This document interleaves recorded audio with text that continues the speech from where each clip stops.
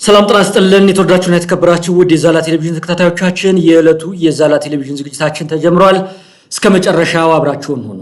የኢፌዴሪ ጦር ኃይሎች ምክትል ጠቅላይ ኤታማዦር ሹም ጀነራል አበባው ታደሰ የመከላከያ ሰራዊታችን ለሁሉም ነገር ዝግጁ ነው ብለዋል። የጦር ኃይሎች ምክትል ጠቅላይ ኤታማዦር ሹም ጀነራል አበባው ታደሰ በሰሜን ምዕራብ ዕዝ ጉብኝት እያደረጉ መሆኑ ታውቋል። በፌዴራል መንግስቱና በህወሓት ኃይሎች መካከል ያለው ውጥረት ባየለበት በዚህ ወቅት ጀነራሉ የሰራዊቱን የግዳጅ ዝግጁነት ለመመልከት በሰሜን ምዕራብ ዕዝ ተገኝተዋል። ጀነራሉ በግንባር የሚገኙ የሰሜን ምዕራብ ዕዝ የጦር ክፍሎችን ወታደራዊ፣ አካላዊና ስነ ልቦናዊ ዝግጅት ተዘዋውረው ተመልክተዋል። ብዙ ከታሪካዊ ጠላቶቻችን የሚሆን ከባንዳዎች ሊሰነዘር የሚችል ጥቃትን መመከትና መደምሰስ በሚችል ዝግጁነት ደረጃ ላይ ይገኛል ብለዋል። ጀነራሉ የህወሓትን ሀገር የማፍረስ ተከታታይ ወረራ በመመከትና ሀገርን በማጽናት ትልቅ ሚና የነበረው ጠንካራ ዕዝ በማለት አሞካሽተውታል።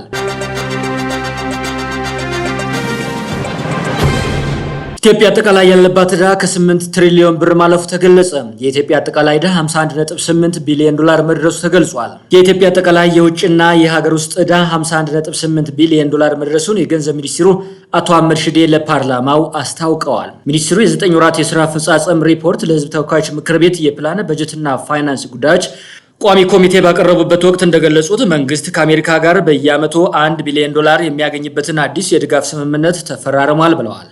ከአጠቃላይ ዕዳ ውስጥ 33.5 ቢሊዮን ዶላሩ የውጭ ዕዳ ሲሆን ቀሪው 18.3 ቢሊዮን ዶላር ደግሞ የሀገር ውስጥ ዕዳ መሆኑ ተጠቁሟል። 22.1 ቢሊዮን ዶላሩ የፌዴራል መንግስት 11.5 ቢሊዮን ዶላሩ ደግሞ የመንግስት የልማት ድርጅቶች ዕዳ ነው ተብሏል። 17.5 ቢሊዮን ዶላሩ የፌዴራል መንግስት ሲሆን የመንግስት የልማት ድርጅቶች ድርሻ 0.8 በመቶ ዶላር ብቻ መሆኑ ነው። መንግስት ከውጭ ሀገራት የሚበደራቸውን ብድሮች ለጦርነት እያዋላቸው ነው የሚሉ የተቃውሞ ድምጾች በበርካታ ጊዜያት እየተሰሙ ይገኛሉ።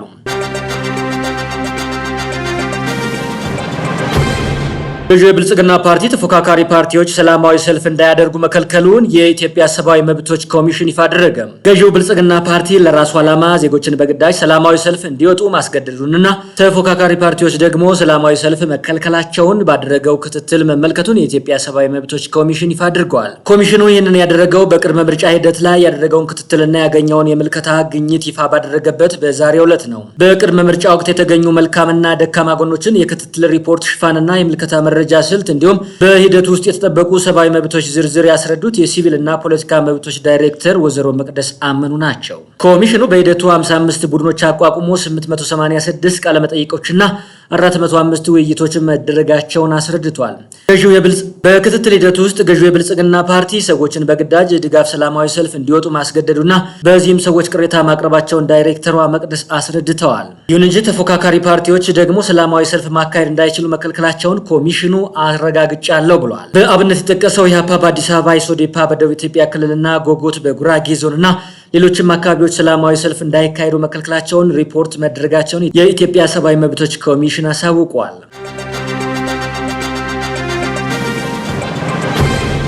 ከኢትዮ ቴሌኮም አክሲዮን የገዙ ባለድርሻዎች ስለ አክሲዮናቸው ምንም አይነት መረጃ ማግኘት እንዳልቻሉ ተናግረዋል። ኢትዮ ቴሌኮም 10 በመቶ ድርሻውን ለኢትዮጵያውያን በሽያጭ አቅርቦ አክሲዮን ከገዙ 1 ዓመት ከግማሽ ቢሆንም የድርሻ ገዢዎች እስካሁን የትርፍ ክፍፍልም ሆነ ሪፖርት በሚመለከት ምንም አይነት መረጃ ደርሷቸው እንደማያውቅ ገልጸዋል። አክሲዮኑ ለሽያጭ መቅረቡ ይፋ እንደተደረገ መግዛታቸውን ለሪፖርተር የገለጹ አቶ ኃይሉ ታደሰ የተባሉ ባለድርሻ 1 ዓመት ከ6 ወራት ለሚሆን ጊዜ መጠበቃቸውን ገልጸው እስካሁን ግን እየሰራን ነው ጠብቁ ከሚል ምላሽ ውጭ ምክንያቱ ምን እንደሆነ በግልጽ እንዳልተነገራቸው ተናግረዋል። አክሲዮን የገዛነው ትርፋማ ሆነን ራሳችንን እንጠቅማለን በሚል ነበር የሚሉት አቶ ኃይሉ ነገር ግን አክሲዮናቸው የት እንደደረሰ የሚገልጽላቸው አካል አለማግኘታቸውን ተናግረዋል።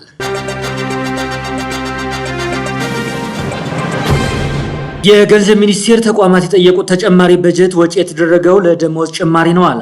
ባለፈው በጀት ዓመት ከ170 ተቋማት 112 ያህሉ በኦዲት ግኝት ላይ የማስተካከያ እርምጃ አልወሰዱም ተብሏል። የገንዘብ ሚኒስቴር በ2018 ዓ.ም ተጨማሪ በጀት የጠየቁ መስሪያ ቤቶች በመኖራቸው ከፍተኛ የወጪ ፍላጎት እንደነበር፣ ነገር ግን ተጨማሪ በጀት ወጪ የተደረገው በበጀት ዓመቱ ተግባራዊ ለተደረገው የደሞዝ ጭማሪ መሆኑን አስታውቋል።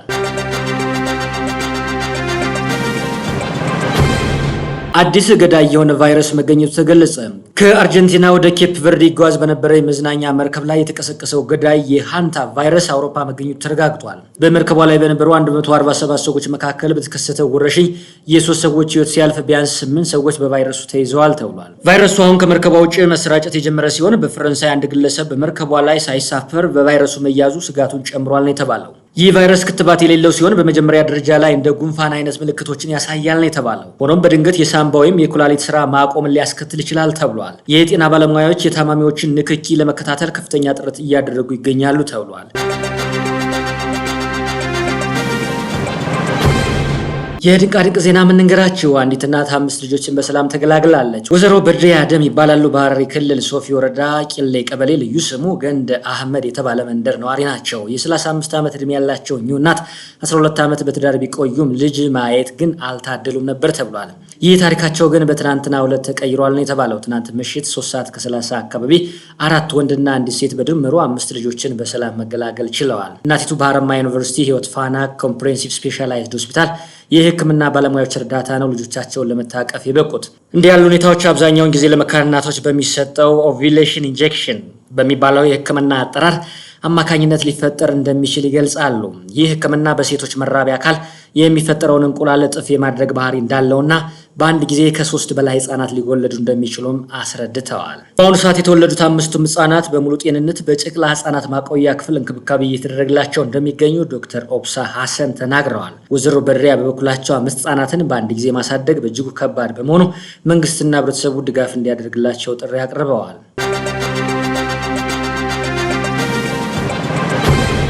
ከሰሞኑ የተደረገውን የነዳጅ ዋጋ ጭማሪ ተከትሎ የትራንስፖርት ታሪፍ ማሻሻያ ለማድረግ እስካሁን ምንም አይነት ውሳኔ ያለመወሰኑን የአዲስ አበባ ከተማ ትራንስፖርት ቢሮ አስታውቋል። በአሁኑ ወቅት የትራንስፖርት ታሪፍ ማሻሻያ ለማድረግ የሚያስችል ውሳኔ አልተላለፈም ያሉት በቢሮ የኦፕሬሽን ዘርፍ ምክትል ኃላፊ አቶ ዳኛቸው ሽፈራው በየትኛውም የትራንስፖርት መስመር ከቢሮ እውቅና ውጭ በዘፈቀደ ዋጋ ጭማሪ የሚያደርጉ አሽከርካሪዎችና የትራንስፖርት ማህበራት ድርጊታቸው ህገወጥ መሆኑን ተናግረዋል። ቢሮ የነዳጅ ዋጋ ጭማሪውን ተከትሎ ጥናት እያደረገ መሆኑን የገለጹት ምክትል ኃላፊው ነገር ግን ከወር በፊት የተደረገው የታሪፍ ማሻሻያ ወደፊት ሊደረግ የሚችለውን የዋጋ ጭማሪ ታሳቢ ያደረገ መሆኑን ገልጸዋል።